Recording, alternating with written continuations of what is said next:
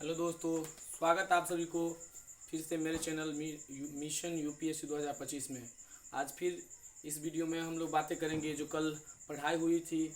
जो first video जो history का मैंने बनाया था, इतिहास का, उसमें हम लोग पढ़े थे कि इतिहास की जो संरचना थी, कैसे एक एक करके जो इतिहास का विकसित हुआ था और कितने भागों में इतिहास को बांटा गया था, वो चीज़ हम लोग पहले वीडियो में पढ़ चुके हैं। इस वीडियो में हम लोग देखेंगे कि उस तीनों जैसे इतिहास को पढ़े थे कि बांटा गया था प्रागैतिहासिक काल में, आदि ऐतिहासिक काल में, और जो था तीसरा था ऐतिहासिक काल में।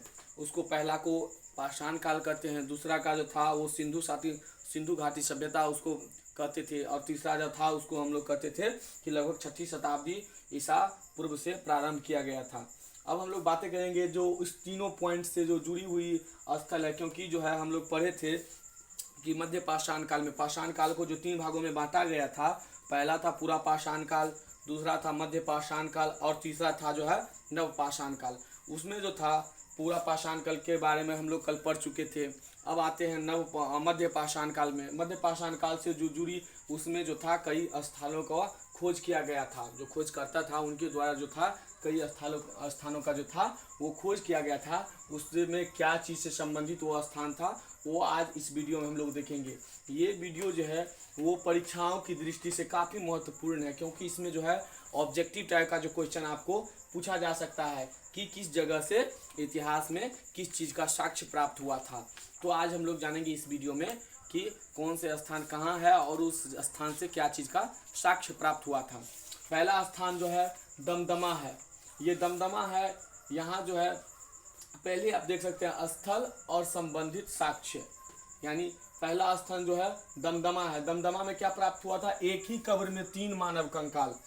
यानी जो दमदमा जो स्थल है, दमदमा जो जगह है, वहाँ जब खुदाई हुआ था तो दोस्तों उसमें जो था एक ही कब्र के नीचे 3 कंकाल का जो है कंकाल प्राप्त हुआ था, 3 मानव कंकाल प्राप्त हुआ था।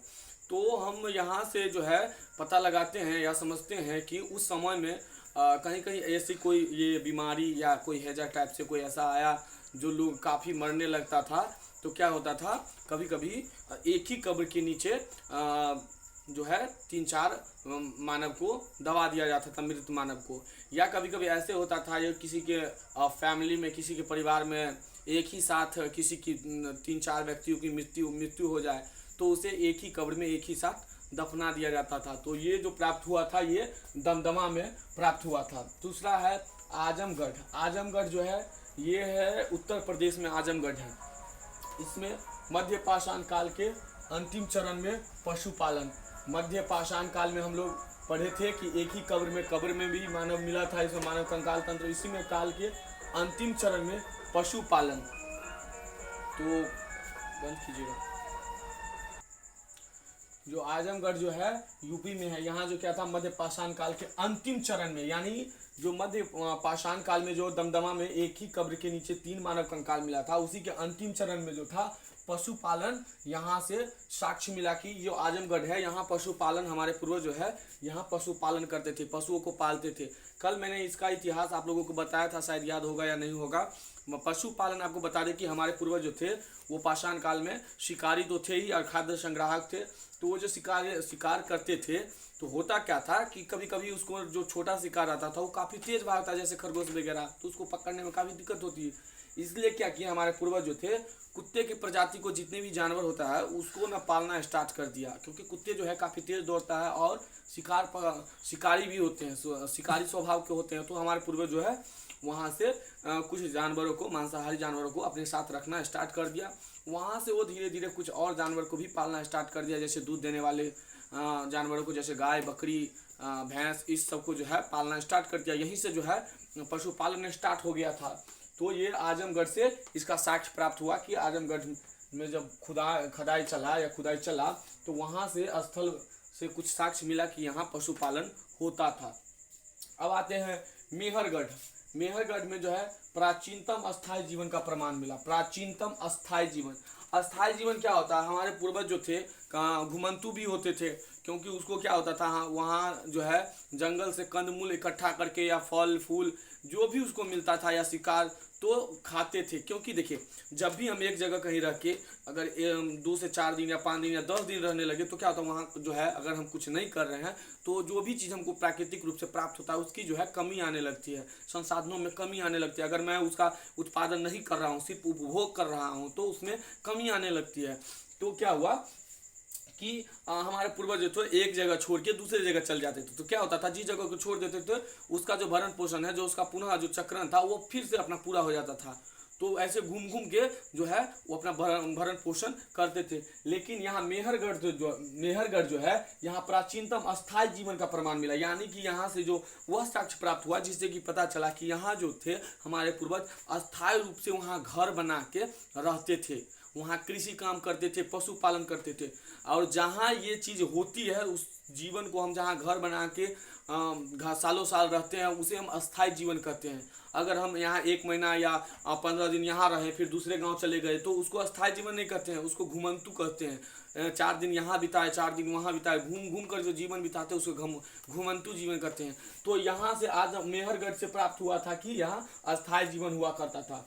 फिर उसी में जो है पाषाण संस्कृति से लेकर सिंधु घाटी सभ्यता तक के अवशेष मिले।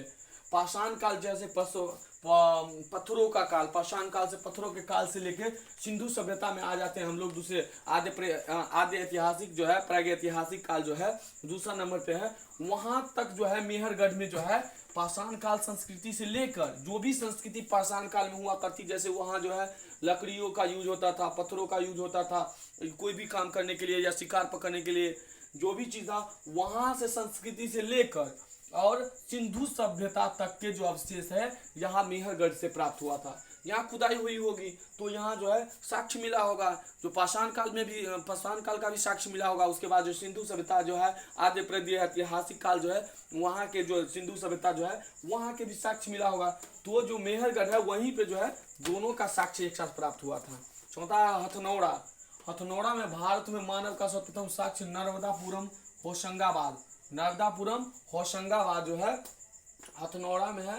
तो भारत में मानव का सर्वप्रथम साक्ष्य मिला कि यहाँ जो है मानव जो है एक विकसित रूप में रहा करता था। हथनौड़ा कहाँ, हथनौड़ा में जो है भारत में, क्योंकि कई स्थल है जो मतलब भारत से बाहर भी है, कई पाकिस्तान में है, कई जो है राजस्थान के साइड में है, कुछ स्थल जो है जो मतलब सिंधु सभ्यता से हड़प्पा सभ्यता से जो जुड़ा हुआ है वो है पाकिस्तान में, अफगानिस्तान में है, जो मतलब सटे हुए देश सब में है।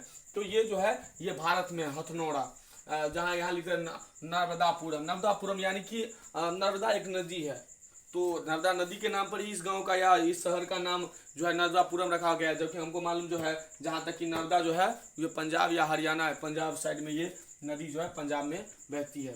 भीमबेटका जो है प्रागैतिहासिक काल, प्रागैतिहासिक काल चित्रकला शैल। यहाँ भीमबेटका से जो है साक्ष्य प्राप्त हुआ था कि यहाँ जो है हमारे पूर्वज जो है चित्रकला भी करते थे। तो पहले क्या होते थे कि पहले की जो सभ्यता में था उसको चित्रकला की जो सभ्यता था, क्या होता था कि हमारे पूर्वज कहीं गए शिकार किए तो कुछ पत्थर पे क्या करते थे, पत्थर से घस घस के उसका चित्र या खुदेर कर उसका चित्रकला बना देते थे। तो वहाँ से जो था भीमबेटका से जो था प्रागैतिहासिक काल की जो है चित्रकला शैल प्राप्त हुआ।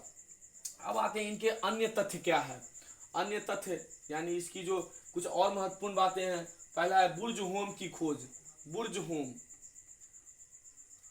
होम क्या होता था, एक लंबा घर होता था जो पतला सीढ़ी ये बम्बानुमा होता था। यहाँ से बुर्ज होम की खोज हुई।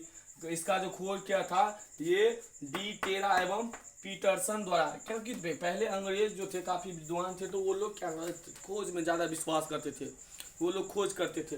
तो बुर्ज होम जो था, पहले जो लंबा लंबा घर बनाते थे हमारे पूर्वज, क्योंकि सिंधु सभ्यता के बाद जो है काफ़ी साक्ष्य मिला कि यहाँ जो है एक व्यवस्थित रंग से जो घर बनाया जाता था।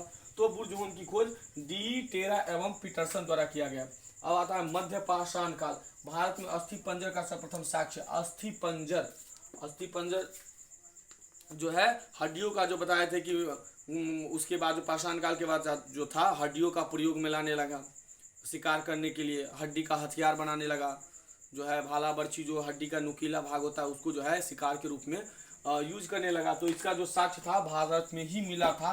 अस्थि पंजर का सर्वप्रथम साक्ष्य वो कहाँ था, मध्य पाषाण काल से मिला था। तो उम्मीद करता हूँ कि जो भी पॉइंट मैंने पढ़ाया है, जो भी पॉइंट आपको सुनाया है, आपको पसंद आया होगा और आपको अच्छा भी लगा होगा, क्योंकि कुछ भी याद करने योग्य नहीं है। आप जो है अगर आप इसे 2-4 बार सुन लेते हैं तो श्योरली आपको याद हो जाएगा। और मैं कहता हूं कि अगर आप लिखना नहीं चाहते हैं, नोट्स नहीं बनाना चाहते हैं, तो क्या होता है, आप वीडियो को 2 से 3 बार या तो सोने टाइम में सुन लीजिए, या कहीं बैठते हैं तो 2-3 बार देख लीजिए और सुन लीजिए। क्या होता है, उससे आपको लाइन बाय लाइन थोड़ा देखने को याद भी रहता है, और जो है आपको कभी भूलने की कोई दिक्कत नहीं होगी। तो क्या होता है कि जब भी आप खाली बैठे हैं तो वीडियो को सुन भी सकते हैं, क्योंकि ऑडियो सुनने से क्या होता है, माइंड में काफ़ी ज़्यादा सेट होता है। तो आप इसे ऑडियो के रूप में भी सुन सकते हैं। तो उम्मीद करता हूँ आपको काफ़ी ज़्यादा पसंद हो गया। अगले वीडियो में फिर से लेके आऊँगा कुछ शॉर्ट लाइनें जो अलग सब्जेक्ट की होगी।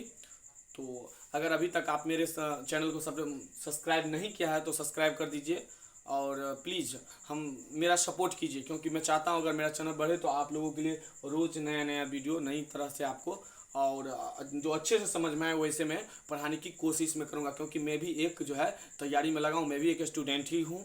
सो थैंक यू दोस्तों, बाय बाय।